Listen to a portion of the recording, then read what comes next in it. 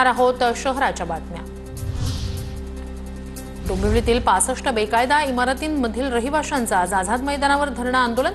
घरांच्या संरक्षणासाठी रहिवाशांची सरकारकडे धाव। नागपूरमधील मुख्यमंत्री सचिवालयातील सहसचिव आशा पठाण यांना IAS दर्जा प्राप्त।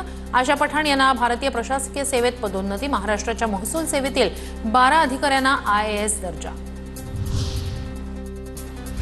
नागपूर विभागातील पिंपळखुटा स्थानकाजवळ नंदीग्राम एक्सप्रेसमध्ये किरकोळ आगीची घटना घडल्याचे लक्षात येताच आगीवर नियंत्रण।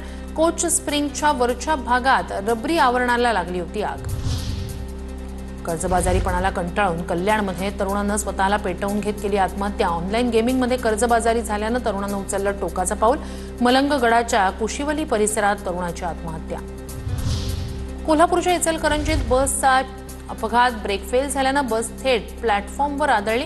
बसचं नुकसान, सुदैवानं जीवितहानी नाही।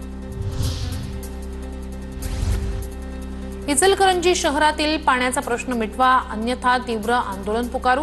महाविकास आघाडीचा पालिकेला इशारा। कृष्णा पाणी योजनेसाठी 20 कोटी खर्चूनही पाणी वेळेत मिळालं नसल्याची नागरिकांची तक्रार।